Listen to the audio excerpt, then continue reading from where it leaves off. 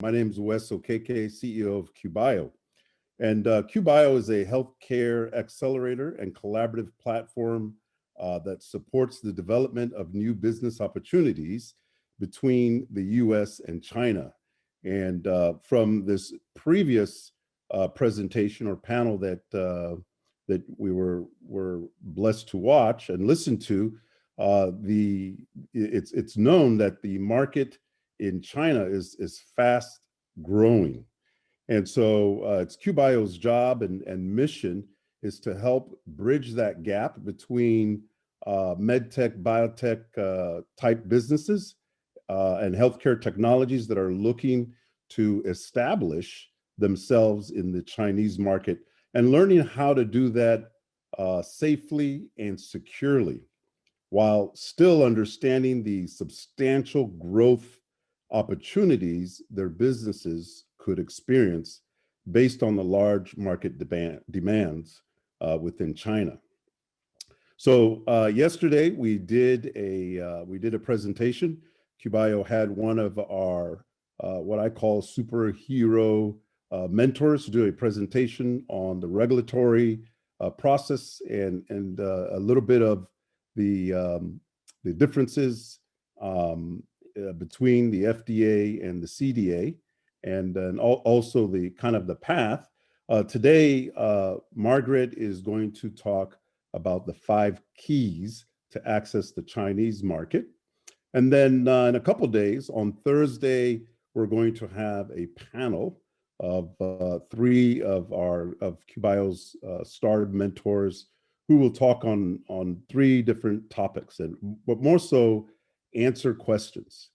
So that will be on Thursday, 5 p.m. Pacific, and I believe 8 or 9 a.m., I think 8 a.m. In China. But I'm honored to introduce Margaret. Margaret Wong has 20 plus years of hands-on industry experience in all facets of product launch activities, from design concept to commercialization in the US and in international markets. Margaret has dedicated her career to support missions that improve and save people's lives by helping diverse seed, staged, and billion-dollar medtech companies bring safe and effective products to the market, and reducing FDA, EU, and international regulatory and operational compliance risks for shareholders in all stages of the product life cycle.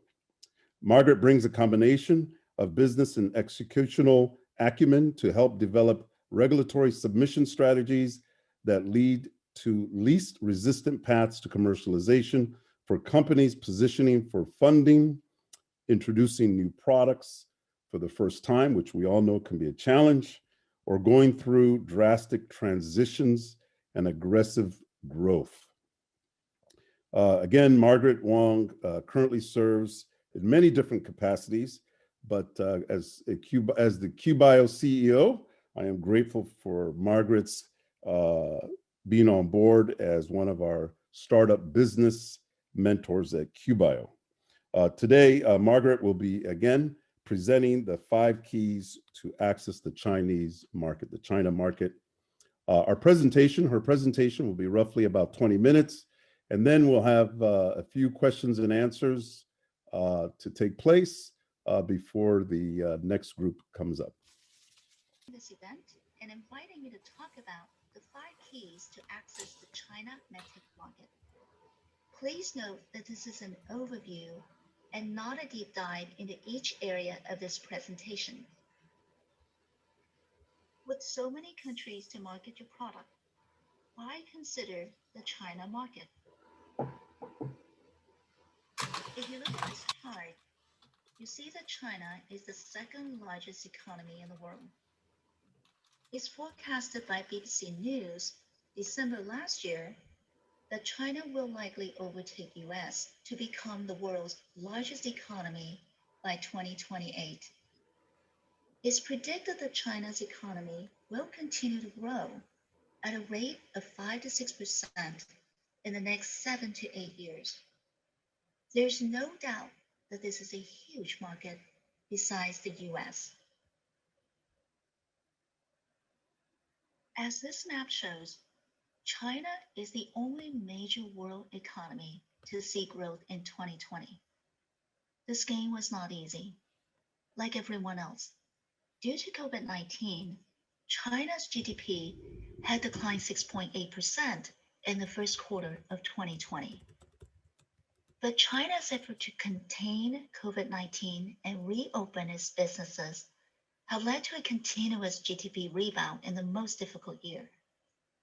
China went from a negative GDP to a highest GDP increase of about 5% in the third quarter. The driving force for China's economic rebound and dramatic growth in the coming years is not only due to its ability to control COVID-19, but also the aggressive national and international policies they rolled out to promote advanced industries in high-tech and state-of-the-art manufacturing. It's interesting to see that, on the one hand, China puts a strong centralized control over its nation, but on the other hand, promotes a free market economy everywhere. It is this free market that has elevated its world economic position moving forward. Right now, the medical device market is still not as mature in comparison to the US and EU and has a lot of room to expand. But as seen in this chart, China will rise to second ranking in the top 7 global medical device markets in about 10 years. It's interesting to note that China's future med device market will be more than all the other 5 countries' markets combined. So to summarize, China is a market that is increasingly hard to ignore. All these points are great. So what are the major challenges to enter the China market? There are 5 areas to consider and prepare for. Let's take a look at these below. 1. Foreign companies are seeing rising competition with domestic medtech players. The Chinese domestic players are closing the medtech gaps with foreign competitors. 2. IP protection concerns. The fear of technologies being copied by Chinese competitors still lingers today. 3. Many people worry that the regulatory path is complex, convoluted, and unpredictable, unlike the US FDA and EU CE mark. 4. Supply chain variation. Depending on location, supplier capabilities and quality vary dramatically. Lastly, the language and cultural barriers. Language and cultural differences can impact your business success. Let's take a look at what's leading to the rising domestic competition. With 1/5 of the world's aging population, there's an unprecedented increase in healthcare consumption and spending in China. For this reason, China has implemented many stimulating domestic and international healthcare policies to expand advanced medical access. This leads to substantial demand in diverse areas of medtech devices. Since the launch of Made in China 2025, China has quickly turned its low-tech manufacturing base into a dominant producer of high-tech products in the global marketplace.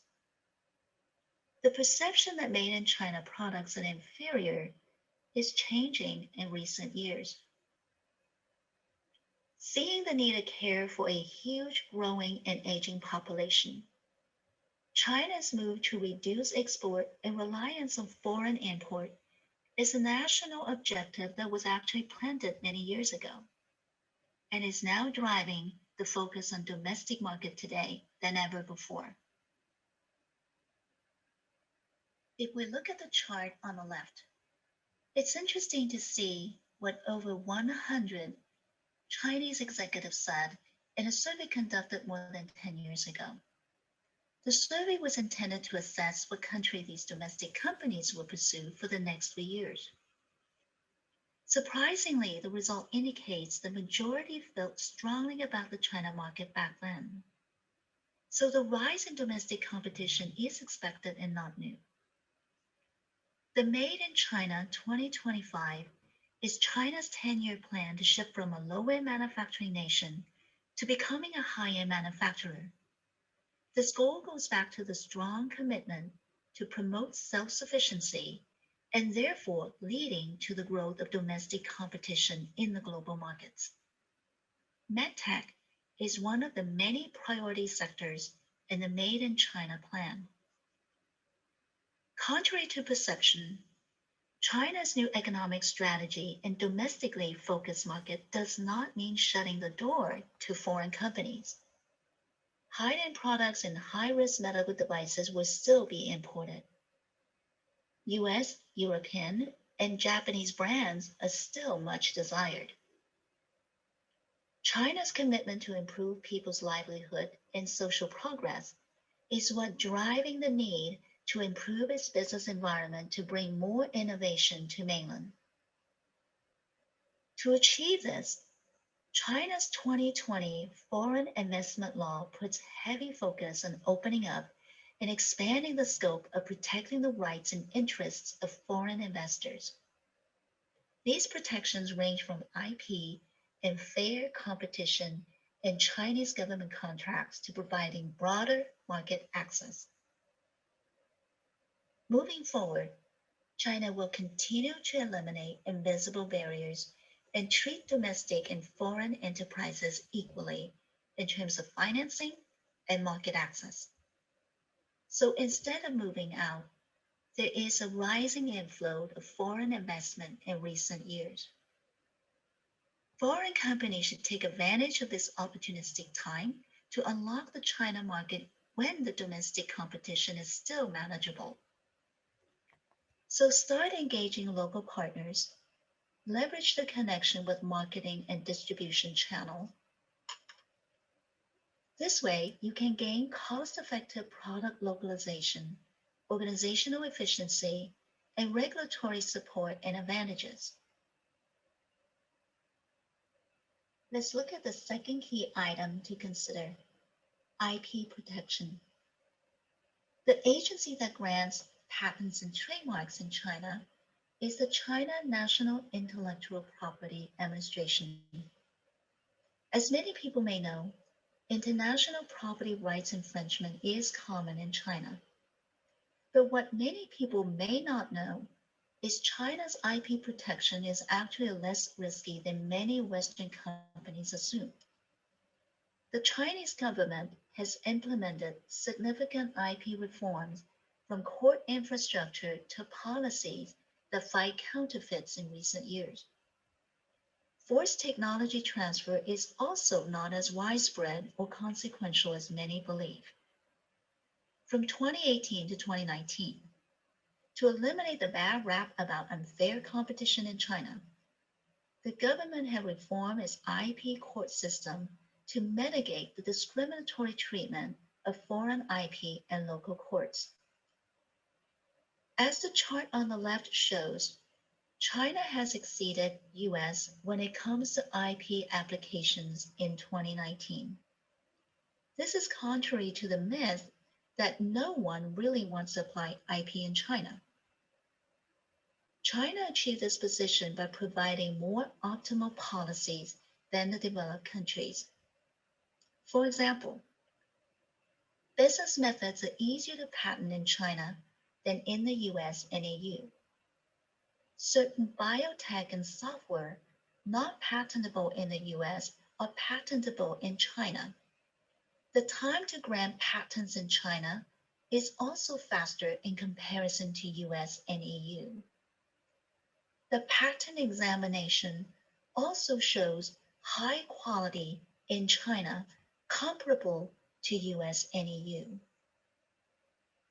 China also offers more efficient IP enforcement options, leading to faster trials and paradoxically, higher probability for foreign companies to win the cases. For these reasons, foreign companies should not automatically assume that China cannot safeguard IP protection. Instead, these companies should take advantage of the recent IP reforms and enter the China market by patenting the products and registering the trademarks as soon as possible and cover as wide a scope as necessary to deter potential infringers. Consult with an IP lawyer who are well familiar with China patent and trademark laws early when you plan to enter this market. Many believe that brand name registration in China is meaningless. That's why many people think registered brand names in China are low because people can't do anything if the trademarks or patents are being infringed in China. Contrary to beliefs, China actually has the highest number of trademarks filed, surpassing the world since 2013. Many foreign companies hire specialized law firms that are actively monitoring Chinese companies infringing the trademark rights. Many of the recent IP and infringement reforms can benefit IP-intensive companies. So the best thing to do is to record the registered trademark in China. Keep in mind that China practices a first-to-file system. Also keep in mind that filing or registering in places like Hong Kong and Taiwan does not offer the same protection as in mainland China. Let's take a look at the third key to consider: China's regulatory path. The National Medical Products Administration, also known previously as CFDA, classified medical devices based on the potential risk similar to the US FDA and EU CE mark approach. The level of safety, product performance, and clinical evidence required to obtain pre-market approval to sell in China depends on the product classification. Similar to developed countries, device testing and clinical studies play a big part in the China device registration approval process. Foreign companies must note that Class 2 and 3 product testing must be done at an NMPA authorized lab in China. If the device is not manufactured in China, registration requires sample submission. All product info must be translated to Chinese. This translation requirement is similar to the US and EU. It's easier to get through the China market if a product has been through the FDA or the CE mark approval process, since the majority of the regulatory documentation share many similar requirements. If testing is done in the US, companies should work with a lab that has an established relationship with NMPA and has members who can communicate in Chinese and understand the registration process to efficiently enter the China market. With the growth of the medtech market and rapid advances in innovation, the Chinese regulatory landscape, similar to the US and EU, is constantly evolving. It's encouraging to see the evolution trend show significant regulatory process improvement to encourage innovation in China today. For example, below are some improvements seen in recent years. Shorter clinical trial timeline from years to months. Clinical trial quality is aligned and consistent with global ICH standards. Streamlined product approvals, including expedited pathways for novel devices. Strengthened GMP audits. Stronger post-market enforcement. Also, reforms in the China regulatory landscape have led China to join other countries' regulatory agencies, such as US and EU, to conduct joint reviews for more efficient medtech approval. Unlike what many people believe, China's regulatory path is now moving in a more transparent direction aligning with global expectations. So to increase the odds for a successful market launch, start your product development with a clear regulatory path as early as possible. Strengthen your internal regulatory capabilities. Establish rapport with NMPA and start interact with local regulatory agencies and partners early to execute your market launch strategies. Let's take a look at the fourth key challenge, supply chain strategy.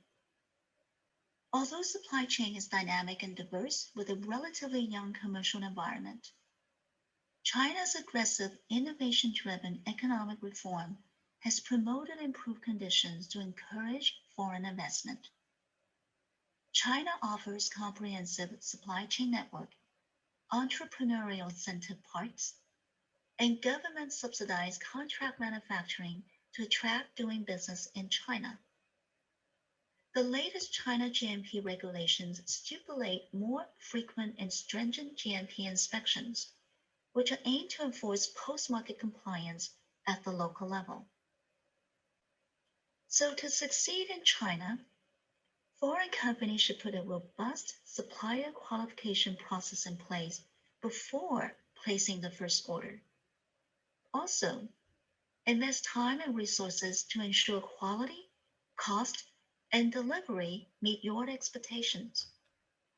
And continue to search for second and third suppliers and contract manufacturers to optimize quality and performance. Often, when the above preparation is not done carefully, supply chain problems may arise. But this is true anywhere. The more you engage in the supply chain management and not take a hands-off stand, the better the partnership and outcome will be. The last key point that cannot be overlooked is bridging the language and cultural gap. Ensuring a smooth business relationship is not only key, but essential to foreign business survival in China. China's culture is unique, with over 300 languages spoken and a tradition rooted in 5,000 years of history. Establishing a long-lasting business relationship is more than simply knowing how to speak Mandarin. The Chinese culture is leaning more toward a collective way of thinking instead of the more individualistic way that we're familiar in the West. Below are the few major differences between the American and Chinese communication styles and practices that can lead to friction if not aware. For instance, Americans tend to be more direct, the Chinese more indirect. Americans tend to be more blunt, dominating, and aggressive in conversations which can kill the potential deal. Of course, this is not 100% of the time, but is a trend seen frequent enough to warrant caution. American tends to be more impersonal in business, especially dealing with strangers in a foreign land. The Chinese more personal. In China, business partnerships center around trust. So it's not uncommon to see personal and professional overlap quite a bit in business. Another key point to note is Americans tend to be more rule-binding and agreement-oriented. The Chinese, more relationship or guanxi-oriented. Chinese business dealing tends to take the context into consideration and rule interpretation and lean toward mediation through trusted partners. So to enter the China market, make sure you have a liaison who understands the Chinese etiquette and customary behavior. This will certainly help smooth business transactions and create a more collaborative, long-term relationship. I hope this overview of the 5 keys to enter the China medtech market has addressed some of the common concerns and given you an idea of what to do when considering China as one of your global markets. Thank you for your time to attend this overview.